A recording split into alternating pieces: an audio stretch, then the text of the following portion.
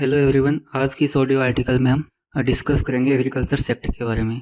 GS 3 paper के हिसाब से काफ़ी इंपॉर्टेंट है।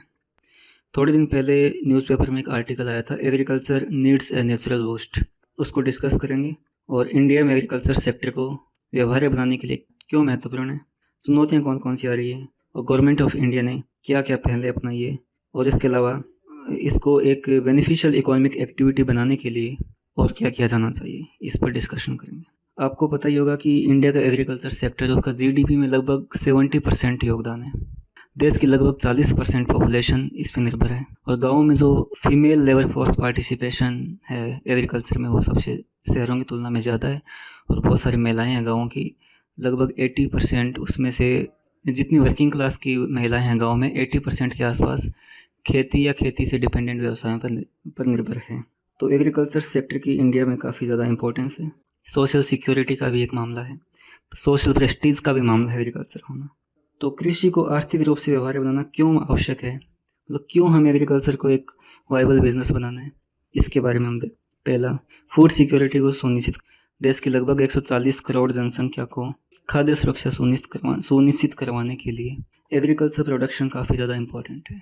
नेशनल फूड सिक्योरिटी एक्ट के तहत देश की लगभग 2/3 जनसंख्या 75% गाँव के और 50% शहरों की जनसंख्या गवर्नमेंट के द्वारा प्रोवाइड किए जाने वाले सब्सिडाइज फूड पर डिपेंडेंट है।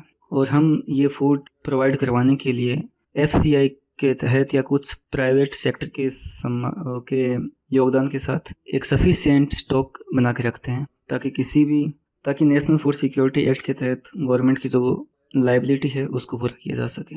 दूसरा, हमें पता है कि देश की लगभग 21% जनसंख्या है वो बीपीएल है और खाद्य सिक्योरिटी हर व्यक्ति के जीवन का एक अभिन्न हिस्सा है। फूड सिक्योरिटी का मतलब है कि कम से कम मूल्य में वांछनीय भोज्य पदार्थ समय पर हर कहीं भी उपलब्ध हो सके। ये FAO के अकॉर्डिंग फूड सिक्योरिटी की डेफिनेशन। इन सब को पूरा करने के लिए कृषि को इकोनॉमिकली वायबल बनाना काफ़ी इंपॉर्टेंट है।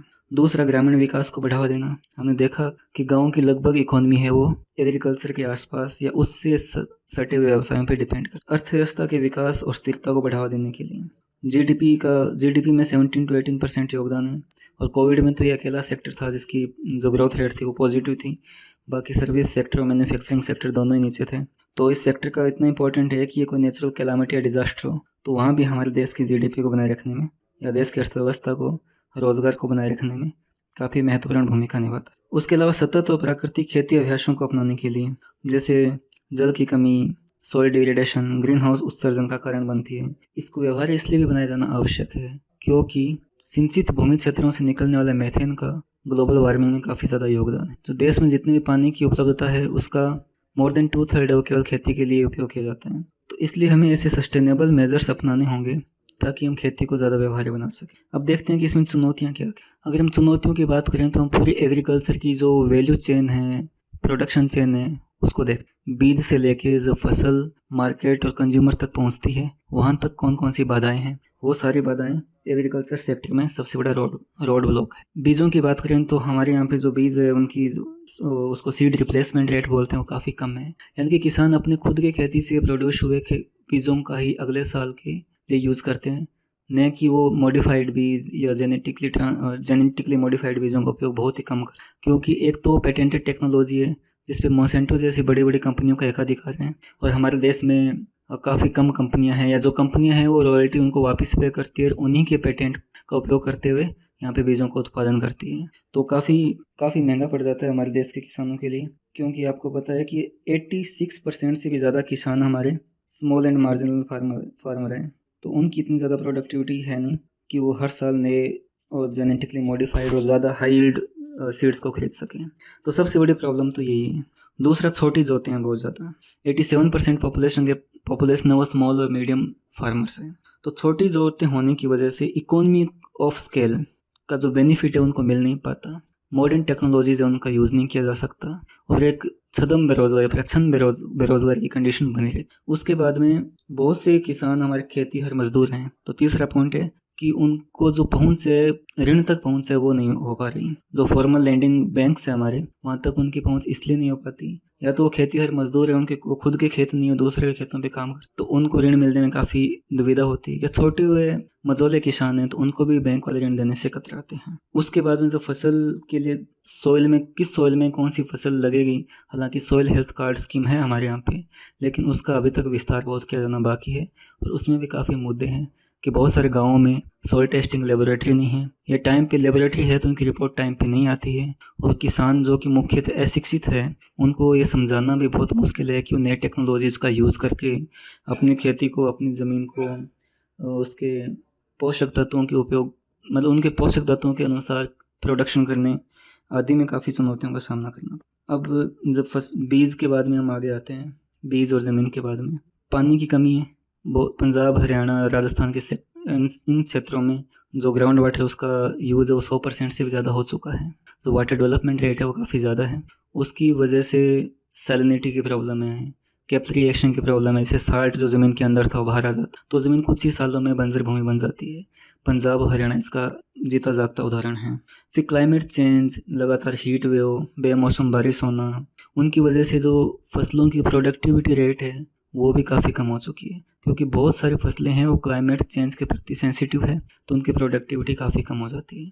इकोनॉमिक सर्वे ने भी बताया था कि जो वर्षा सिंचित भूमि है और जो जहाँ पे सिंचाई होती है, इन दोनों ही जगह पे क्लाइमेट चेंज का ज़्यादा इफेक्ट पड़ेगा। जो वर्षा सिंचित क्षेत्र है वहाँ पे क्लाइमेट चेंज का इफेक्ट काफ़ी ज़्यादा पड़ेगा, प्रोडक्टिविटी में 50% तक की कमी आ सकती। फिर देखें तो इंफ्रा की काफ़ी कमी है।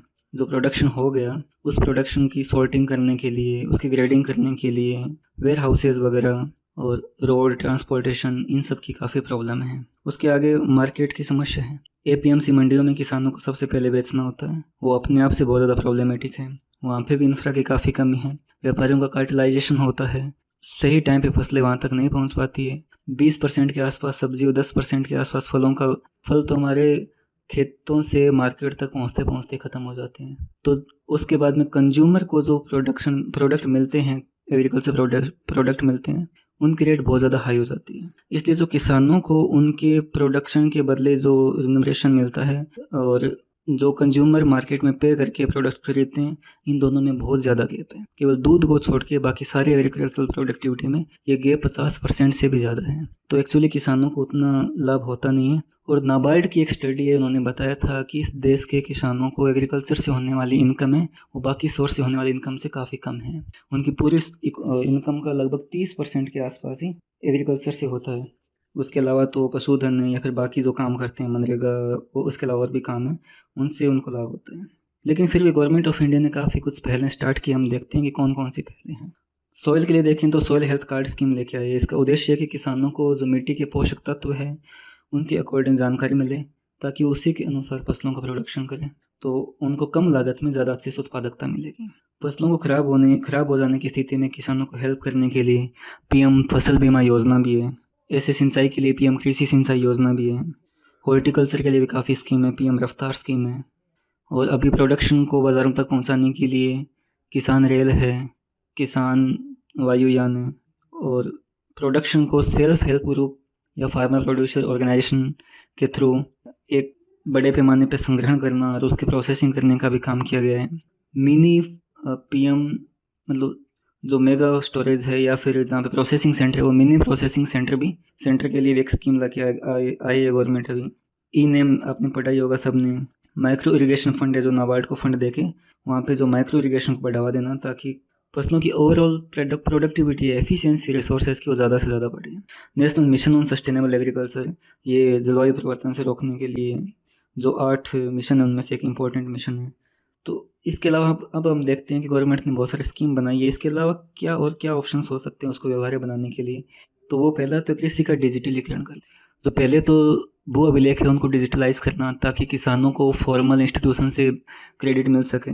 कृषि का डिजिटलीकरण करना यानी कि एग्रीकल्चर स्टार्टअप को बढ़ावा देना, फूड प्रोसेसिंग को बढ़ावा देना। ऐसा गुरुग्राम में एक एग्जाम्पल है देहात, वहाँ 35 से अधिक फसलों को दायरे में लाते हुए 15 लाख किसानों को artificial intelligence, machine learning, data analytics के माध्यम से सेवा प्रदान कर। इकोनॉमिक सर्वे ने बताया था कि आप एग्रीकल्चर प्रोडक्टिविटी, मनरेगा, इन सबको लिंक करो और देखो कि कहाँ पे डिस्ट्रेस की कंडीशन देखो कि एम्प्लॉयमेंट एग्रीकल्चर से शिफ्ट होकर मनरेगा की साइड में हुआ। इसका मतलब ये है कि एग्रीकल्चर सेक्टर है वो ज़्यादा चुनौतियों का सामना कर रहे हैं, तो वहाँ पे अर्ली इंटरवेंशन लिए जा सकते हैं। उसके अलावा दूसरा उपाय हो सकता है इंटीग्रेटेड या नेचुरल फार्मिंग को बढ़ावा देना। इस साल के बजट में भी गवर्नमेंट ने टारगेट रखा है कि वो नेचुरल फार्मिंग है, जीरो बजट नेचुरल फार्मिंग, उसको बढ़ावा देगी और साउथ इंडिया के काफ़ी स्टेट्स में इसको किया भी जा रहा है। क्लाइमेट स्मार्ट एग्रीकल्चर को बढ़ावा देना, जैसे नैनो यूरिया का यूज़ करना जो इन्वायरमेंट सस्टेनेबली है। सरकार को भी उर्वरक सब्सिडी पे भारी खर्च नहीं करना पड़ेगा और सॉइल की जो नेचर है वो अच्छे से बनी रहेगी, सॉइल में जो माइक्रो बैक्टीरिया जो बेनिफिशियल है वो बने रहेंगे। उसके अलावा जेनेटिकली मॉडिफाइड बीजों को बढ़ावा देना, जैसे रागी के बीज से हमने सूखा रोधी जीन को निकाला है इंडिया की, वो काफ़ी बड़ा अचीवमेंट है हमारा। उसका यूज़ बाकी फसलों में कैसे किया जा सकता है उसको देखना। और एग्रीकल्चर का जो बैकवर्ड लिंकिंग है वो टेक्नोलॉजी से करना और फॉरवर्ड लिंकिंग है वो मार्केट से करना, ताकि किसानों और कंज्यूमर दोनों को बेनिफिट हो सके। सेल्फ हेल्प ग्रुप है, फार्मर प्रोड्यूसर ऑर्गेनाइजेशन है, इन सब का बढ़ावा करना। कृषि में मैकेनाइजेशन को बढ़ावा देना, जैसे पौधों के संरक्षण के लिए ड्रोन आदि से रसायनों का छिड़काव करना। उसके अलावा जो कृषि से जुड़े हुए बाकी व्यवसाय है, फिशिंग है, पशुपालन है, उन सबको बढ़ावा देना। पशुओं के लिए पौष्टिक चारे की खेती को बढ़ावा देना, ताकि क्लाइमेट चेंज की कंडीशन में अगर प्रोडक्टिविटी खेती से कम होगी तो किसानों को पशुपालन से होने वाले बेनिफिट से काफ़ी लाभ होगा। तो ये हम सारे पॉइंट्स लिख सकते हैं और लास्ट में जब आप कंक्लूड करते हैं तो SDG से स्टार्ट कर सकते हैं। जीरो हंगर उसमें टारगेट SDG 2 है। गवर्नमेंट ऑफ इंडिया उसमें काफ़ी काम किया है, आगे भी काम करें और एग्रीकल्चर में काफ़ी नए इनोवेशंस भी किए जा रहे हैं, तो उन सबको आपको लिखना है। और मेरे हिसाब से इतना सफिशिएंट है अगर 250 वर्ड का लिखने में, या फिर